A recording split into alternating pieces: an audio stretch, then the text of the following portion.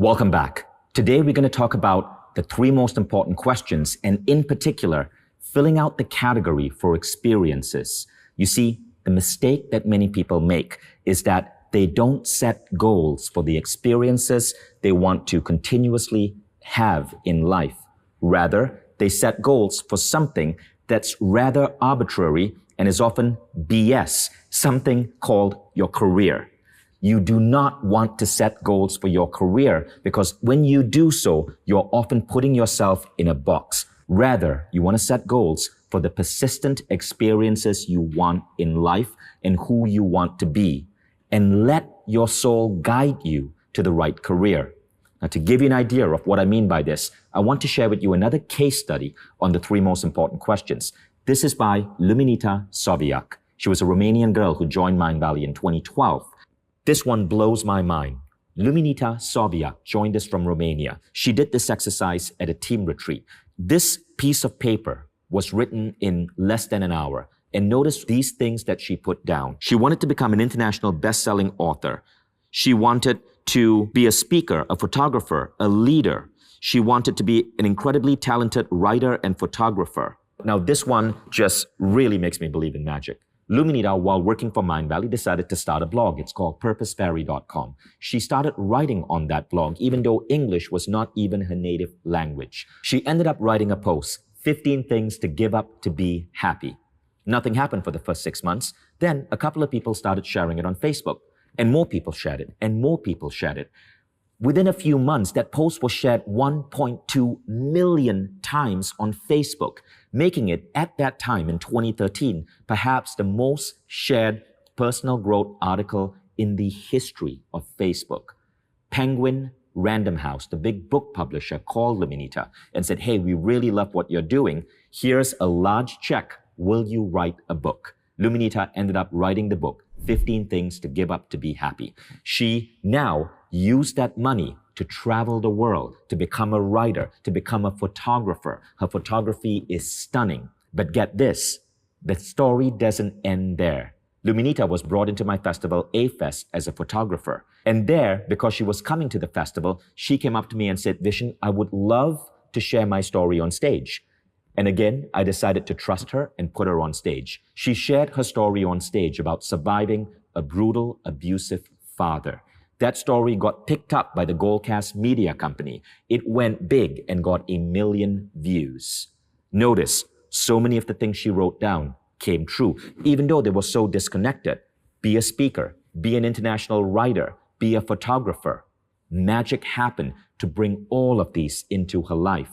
Luminița ended up leaving Mindvalley, and I was so proud of her. I helped write the foreword to her book. Notice, Luminița had no idea how to get to where she wanted to go. She had no idea how to make Penguin Books contact her and give her a publishing deal. She had no idea how to make a blog post become viral on Facebook. The universe figured it out for her because she got clear on who she wanted to be. And the universe connected those dots for her in ways so mysterious, I doubt her logical mind could have figured out those steps on her own. This is why it's important to understand. Let the means unfold on their own. Focus on the end goal. Now, when I look at my life, it's a similar story to Luminița. I've been a stage actor at 18, a dishwasher at 19, a stagehand at 19, a theater troupe director at 20, a Java programmer at 21, a photojournalist at 21, working at Microsoft at 22. I was vice president of a nonprofit at 23. I was unemployed at 24, a B2B salesman at 25, unemployed again at 25, in phone sales at 25, then director of sales by 26, then a meditation instructor at 27. I was a home-based entrepreneur working from Starbucks in my bedroom at 28. And that brings us to 2010. You see, I didn't know the three most important questions exercise back then. I didn't realize I was chasing means goals, which is why I was bouncing around so much. In 2010, I was chasing a prominent goal from the culturescape. You see, back in 2010, the .com industry was on fire. Investors and VCs were giving money to startups all around the world. I lived in Kuala Lumpur, Malaysia, and the startup scene there was blossoming. So I decided I was going to start a company. I decided that what I wanted was the following. I wanted a fast-growing business. I wanted funding. I wanted press and media attention. I wanted money. I wanted a title, and I wanted the rewards from being a startup founder. So I pitched an idea, and I got $2 million in venture funding from a prominent investment firm. I was so excited. 6 months into this startup, I realized I hated my life. I realized that everything I was chasing was not stuff that came from my own soul, but was stuff that culture told me I had to do. Culture at that time told me that for me to be seen as a great entrepreneur, I needed venture funding. I needed to be part of the startup system. I needed to work my butt off. I needed to go through this whole process of creating a startup from scratch. But when I actually got there, I was miserable. 6 months into this startup, I decided to quit. I'd been showing up to work, semi-depressed for way too many weeks. And I politely told my co-founders, listen guys, I hate to disappoint you, but I just can't do this anymore. I want to give back my shares, give it to someone else who can come and replace me. I will support in every way I can, but I have to do what really makes my heart sing. And I made one of the smartest decisions I did that day. I quit. Now, what did I really want to do? When I looked at what I really wanted to experience in life, it was this. These are actual things I had written down in 2010. I wanted to be able to travel to exotic countries and beautiful locations around the world. I wanted to be able to stay at 5-star hotels with my family and experience luxury. I wanted to be able to travel with my kids and expose them to unique learning experiences. I wanted to have friends from all around the world who were amazing men and women driven by humanity-focused values and doing big things in the world. I wanted to meet many of the business and personal growth legends who inspired me. I wanted to be able to teach and put down on paper my personal growth models for the world. And I wanted my job to be spectacular fun. Those were actual things I put down. Now, what is the difference between this list and my first list? Well, let's look at my first list. I hit everything in my first list. Fast-growing business, check. Funding, check. Press and media attention, check. Money, check. Titles and reward, check. Yet I was showing up to work depressed every day and had to quit. Now, with my second list, something different happened. Somewhere out of nothingness, I had the crazy idea to start a festival. I called it A-Fest. And in 2010, I decided to shoot out emails and invite people to come and join me in a remote location in Costa Rica on a beach to create a festival around personal growth and surfing. We called it Awesomeness Fest back then. Later, we changed the name to A-Fest. It's now been 10 years, and this is what has happened. The company that I had started ended up going public.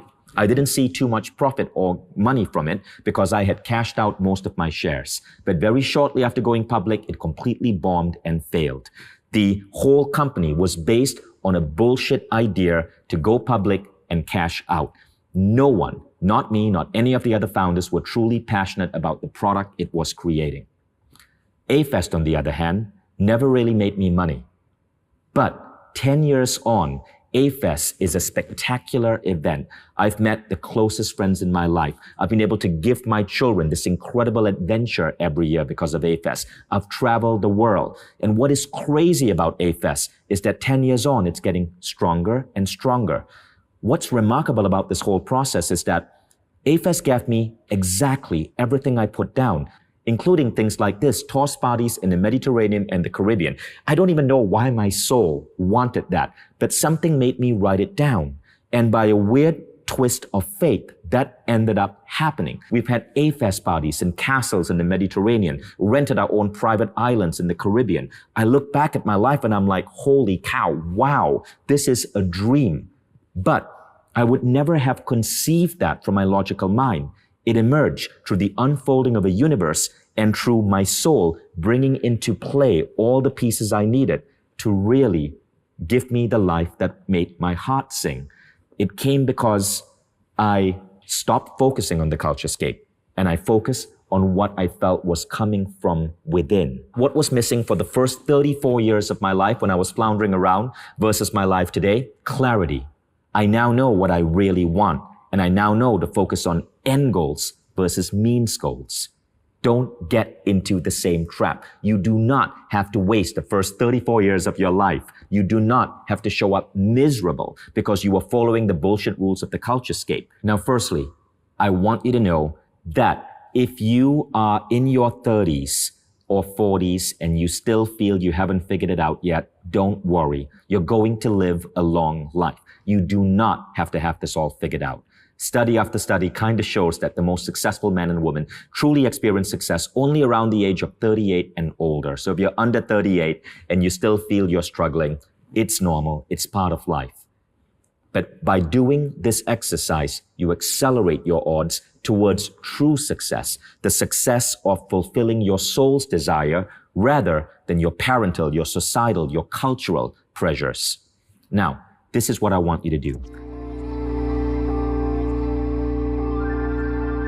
I'm going to give you 5 minutes, and I want you in these 5 minutes to start writing down all the experiences you would love to have in life. You're going to write it down in the first column. Now, what are examples of experiences? It might be your love relationship. Who do you want to wake up to every day? What qualities does your love relationship have? It might be holding in your arms your newborn baby and experiencing being a mom or a dad. It might be travel. It might be adventure. It might be speaking on stage in front of thousands or writing a book that you've always wanted to write.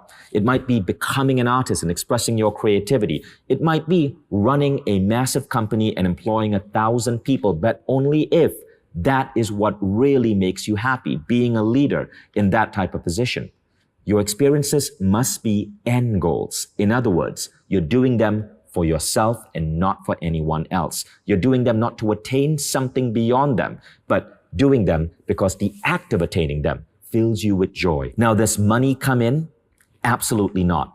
Money is nothing more than a facilitator towards your end goals, but you will not set goals for money because money is a means goal.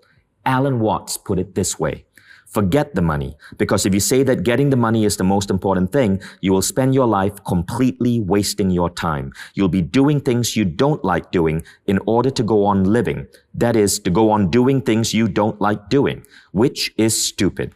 Better to have a short life that is full of what you like doing than a long life spent in a miserable way. So let's get started. I'm going to set a timer for 5 minutes, and in this 5 minutes, start writing down the experiences you want to have in life. You may begin.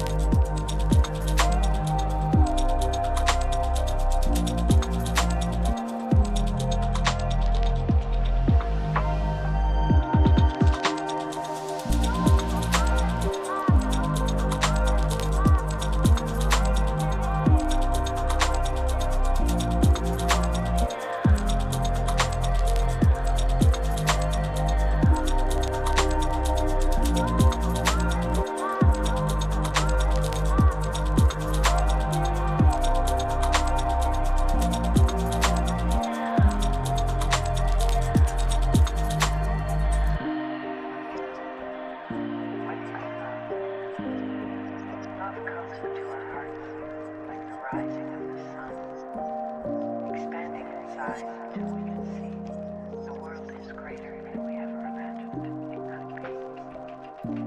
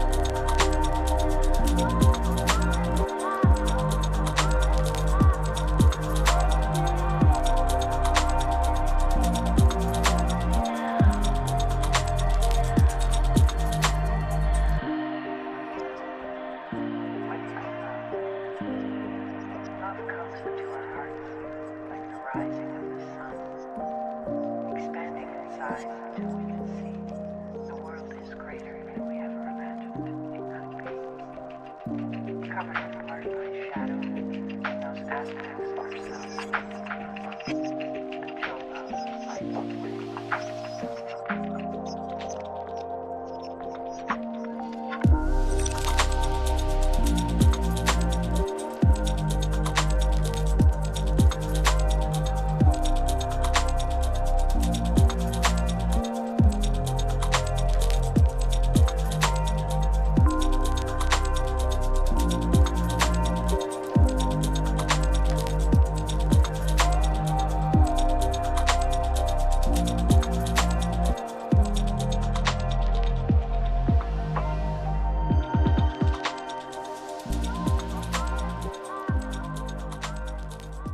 Thank you. I hope you enjoyed that exercise. Tomorrow, we're going to answer the second part to this question.